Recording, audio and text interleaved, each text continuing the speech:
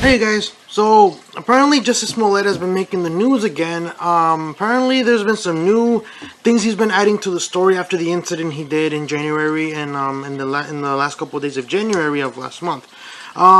Today, as you clearly saw on the title, we're not going to be talking about Jussie Smollet, about the incident. I wouldn't say about what's going on right now, but we're going to be talking about a bigger issue on how the left tends to favor certain aspects. Not to mention now, it really shows its true bias when it comes to the way they report their news and how they basically put the spotlight on some people and use their same resources to demonize someone else.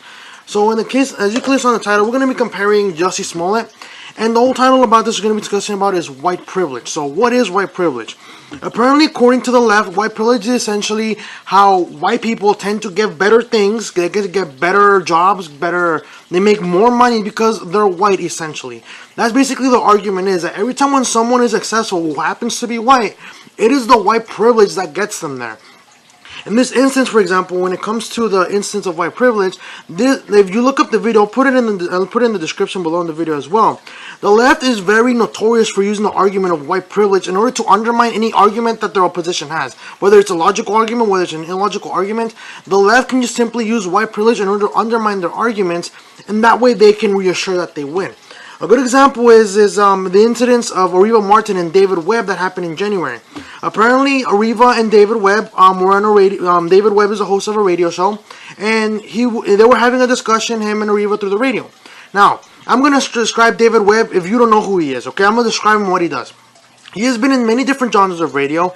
He actually has a lot. He actually believes that his work and his qualifications are the reason why he is where he is today. He's a conservative, and he's an open supporter of the president. Now, based on what I described to you, he sounds like a white guy, right? I mean, obviously, you know, he's a huge supporter of conservatism, the president. He even supports Fox News as well, and he's a very heavy conservative. Now, in the instance with Areva Martin, so again, keep in mind, that's all they described for you, so keep in mind, that obviously sounds white, right? At least you would think. Now, when they're discussing about qualifications, David Webb says to Areva that he's never felt his skin color to be the reason why he got to where he is today. And then Areva starts to talk about white privilege, saying that's an issue of white privilege, and, you know, that's a long conversation, we don't have time to talk about that. And then David Webb responds to Areva's response by saying, how do I have white privilege? And then Areva goes with the race card, with the white privilege card, and then she says, David, by virtue of being a white male, you have white privilege. And then David responds with this: Areva, I hate to break it to you, you should have been better prepped, but I am black. And yes, David Webb is black. He's a conservative black man who supports the president, and he believes that white privilege is a facade. It's a fake accusation that the left uses in order to undermine anything successful that anyone does that is not a minority. Now, what I mean, so why am I bringing this story up? Is because the left tends to argue that the whites are always the bad guys. They're always out to get minorities. And the reason why minorities are struggling right now, and the reason why when they see a minority struggling to pay rent, or because they're drug addicts, or basically if a minority life sucks, then they blame it on white privilege. And that's the reason why I'm going to talk about this video and compare Jussie Smollett, the Jussie Smollett incident, with another comedian. Yes, comedian. She's a female comedian, if you do not know, but she's a comedian. And I'm going to compare the response to see how white privilege is actually a facade and why it's really fake. This is coming from a minority as well, so keep in mind, okay? Now, with the incident of Jussie Smollett, he basically claimed that when he went to go eat Subway on this day, on the day of the attack. On the incident, he basically claims that there was two white men wearing MAGA hats carrying a noose, and then they proceeded to beat him up. What happened was that after they beat him up, they put the noose around his head and they poured bleach on him, and then finished off the incident with, "This is MAGA country." Now, as much as I would actually believe that this was actually true, I was a little skeptical because it's 2 a.m. in the morning, sub-zero temperatures in Chicago, which is a very heavy liberal area. And last time I checked, liberals are not very happy when they see someone wearing a MAGA hat. You know, so even then, I don't know why anyone would be suspicious of this. But overall, what actually made me question this story was the fact that he said they were carrying a noose. Now, ignore race, ignore gender, ignore all of that. If I see someone with a noose, regardless of how they look, I get suspicious. Why? because a noose is not used for anything good, at least to my knowledge, it's not. A noose is usually used to hang people with. So, I don't see why no one would suspect this. I mean, if you saw someone walking around with a noose, regardless of their race, their ethnicity, their gender, or whatever, why would no one get suspicious of this? That's what made me question the story in the beginning. But again, I'm all about for the facts. I'm all about for the facts. Let the facts come in. If he believes that is so, then the evidence will show up, right? At least that's what I thought. The evidence came up, sure. But the thing is that before the evidence started rolling up, a lot of Democratic leaders and party leaders jumped the gun immediately. As the moment that Jussie Smollett immediately tweeted about this incident, many Democratic leaders, ignoring the facts, they jumped the gun.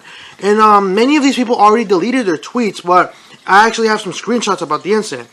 Presidential hopeful and presidential candidate who was running for the presidency, Kamala Harris, this was her response when this came to light. Jussie Smollet is one of the kindest, most gentle human beings I know. I'm praying for his quick recovery. This was an attempted modern-day lynching. No one should have to fear for their life because of their sexuality or color of their skin. We must confront this hate. Now, this was tweeted after the incident happened. Nancy Pelosi, the Speaker of the House, this is what she said regarding the incident. That racist, homophobic attack on Jussie Smollett is an affront to our humanity. No one should be attacked for who they are or for whom they love. I pray that Jussie has a speedy recovery and that justice is served. May we all commit to ending this hate once and for all. Sounds good. Like I said, we don't know the facts yet, but this is something that happens. But again, this proves that Democrats and the liberals tend to jump the gun without any facts. So again, this was before the facts started to unravel. Now, once the facts did unravel, it turns out that Jussie actually hired two Nigerian brothers, paid them $3,500 each, and basically staged the whole thing. The Chicago Police Department already confirmed that he did in fact stage the whole thing, and the Nigerian brothers talked. They basically, when they were caught on camera, they went to Nigeria and then they came back. What happened is that the Chicago PD detained them, not arrested them, but detained them. They questioned them, and the brothers talked. They talked. They said that Jussie Smollett orchestrated the whole thing. He paid them $3,500 for it, and it started to become very skeptical. Like, how can a guy like this, who seems so nice, do something so horrendous in a way, right? It turns out that the thing that actually incriminated Jussie Smollett was the fact that he wrote them a personal check, not cash, but a check. And I don't know if you know, but checks do have your name on it, and they have your bank account number on them, and you have to sign them to make sure that it's valid. So the fact that Jussie Smollett actually gave these brothers a check for $3,500 each was the thing that incriminated him. Now, Jussie says that, that he's still innocent, that it was for personal training, which I really don't know how it could be for personal training. I mean, if he's into working out, if he's into working out at 2 a.m. in the morning and zero temperatures, then by all means. But again, this is after the fact that he's already been proven guilty. All right. Now, after all the facts unraveled, Kamala Harris deleted her tweet, Nancy Pelosi deleted her tweet, Bernie Sanders, Elizabeth Warren, and Cory Booker, they all deleted their tweets regarding this incident. And that's what bothers me, is because rather than admit to their mistakes, they decided to say, well, that never happened. And I'm actually gonna put a little link to the video as well. I'm also gonna include this in the video as well. When Kamala Harris is questioned about the tweet regarding Jussie Smollett after the facts have been revealed. In the video, Kamala actually, she denies the existence of the tweet. They asked her, "What about your tweet regarding Jussie Smollett about the modern day lynching?" I was like, "What tweet?" She looks back at her, I guess her aide or whatever, and then she's like, "Oh, that tweet." And this is what she says. Basically, what she responded is that the facts are still unfolding. Sorry, and that's what got me mad, is because the liberals, they jumped the gun without any facts. They assumed that this was real, but now when it turns out that it's not gonna be in their favor, they delete their tweets, basically cutting off all ties with Jussie, and then they say that either they didn't exist or they're waiting for all the facts to unfold, even though that clearly wasn't the case when the story first came out. Now, when it comes to the instances of Jussie, again, when on the time that I'm recording this video might be outdated, I might be wrong in this incident, because again, it takes time for me to edit the videos and stuff. But in the case of Jussie Smollett, apparently he was suspended from Empire. He was removed from the last 2 episodes of the season, but the term that was used was suspended. Now, as much as I want to believe that this is a good thing, I don't take the term suspension very lightly, because if you know the term what suspension means, it usually means a temporary removal. It's kind of like when you go to school and you get suspended. You're not expelled from the school. You're allowed to come back, but you're not allowed to be in the school for a certain amount of days. Like, you know, for example, if a kid gets suspended in school, he's not allowed to come back within those certain, within 3 days or 2 days, whatever. He's still in school, but he's not allowed to be there within this time frame. When Jussie Smollet was suspended from Empire, I was a little bit skeptical, because it's the end of the season, so it wouldn't really do that much to the season. Like, the production wouldn't be, I don't think it would be heavily affected. But suspension, basically for me, it means that it's a temporary removal. Meaning that when the next season of Empire comes back, or any future season, if it continues to go on past season 5, basically means that there's a possibility that Jussie can actually come back to the show. Because again, it's a suspension. A suspension is a temporary removal. It's not a permanent removal.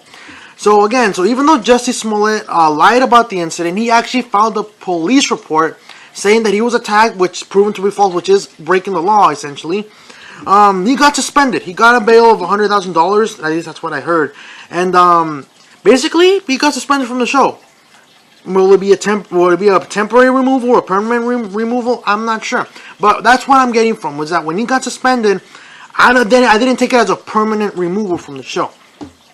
Now, that's what happened. That's essentially what happened in this incident. Now, when it comes to the other person I may be comparing about, is the response to Roseanne Barr. When it came out like around in May, regarding an incident of a tweet. Now, this is where I'm going to be talking about the issue of white privilege, because, you know, Roseanne's reaction to a tweet, which I would say is pretty stupid. I don't think it was justifiable enough for the reaction of the left. But again, that's their natural response. But with Jussie Smollett, he got suspended from a show after he filed a false police report. At the same time, he also did waste a lot of taxpayers' money. So basically, all of that resulted in him getting suspended. In the case of Roseanne, basically what happened was that, if you don't know Roseanne Barr, she is a comedian. She's also an actress. She has a show of Roseanne. It was on ABC like around April and May. It made a comeback, but it was canceled soon enough after Roseanne made a tweet. Now ABC has a show called The Connors, which is basically the Roseanne show without Roseanne. But I never really heard of Roseanne until like recently, because I was pretty young at the time. I wasn't really old enough to know Roseanne. But I saw the premiere episode of Roseanne, and I thought it was hysterical. But the thing is that the drama that was surrounding her was the thing that I think actually made the liberals really angry.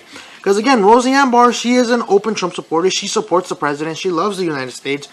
And she believes that the left has just simply gone so far left that even Democrats from the 90s and even from the past are now viewed as conservative and centrist, because the left has gone so far left, they're just gone crazy. But anyways, so in the case of Roseanne, ABC is a liberal channel. It's a liberal network. ABC is owned by Disney. Disney is extremely liberal. And when people demanded to have a new Roseanne show, ABC wasn't happy. Disney wasn't happy. But hey, the people wanted it. When the show premiered, they were expecting the show to fail, but when it came out to actually really good ratings, they lost it. And then that's when ABC and Disney wanted to find a way to remove this show, because they do not like conservative ideologies. They don't. And then when Roseanne tweeted a tweet, which again, I'm not defending Roseanne's actions, but I'm going to be explaining the reaction that happened. So apparently Roseanne, based on the deleted tweet that she has, I have the screenshot here. Basically, her response to one of the tweets was, "A Muslim Brotherhood and Planet of the Apes had a baby equals VJ." This is regarding an incident, I guess it was, regarding a member of the Obama administration, something like that. I don't know, but essentially what happened was that her tweet was deemed offensive. Because of a simple tweet. It was stupid, I would agree, but again, you know, it's nothing illegal. It's not illegal for you to express yourself how you want to express yourself. Tweeting shouldn't be something that should be illegal because it's offensive. No. That's the thing about free speech, that many people they think that censoring certain things is free speech because they deem it offensive. But anyway, so no, that's the tweet that Roseanne said. And what was the liberal media's response for a tweet that was not breaking the law, that was not wasting taxpayers' money on it, that will basically did not create a national crisis regarding a potential race war or inciting a race war between minorities and whites? The response of the media was that they automatically kick her off her own show. Permanent removal. She's not getting her show. We're going to kick her off her own show. We're going to make a spinoff called The Connors. That's simply it. Over a tweet. Think about this. Over a tweet. And that's what makes me wonder, is like, where's the white privilege in this circumstance? All Roseanne did was do a tweet. Was it stupid? Of course it was stupid. But in the incident of Jussie Smollet, it was stupid and illegal. He committed a crime. But yeah, he gets suspended from Empire, which I still think is it's only a temporary removal. He gets $100,000, I think, bail because of the false police report or something like that. But overall, the punishment is not too severe. Even then, people like Kamala Harris, Cory Booker, Bernie Sanders, the liberal media, even Jussie Smollett himself is still insisting that he is innocent, that he was framed, that the conservatives are out to get him. They're spinning this whole thing to try to make Jussie look like the victim when really he was the perpetrator.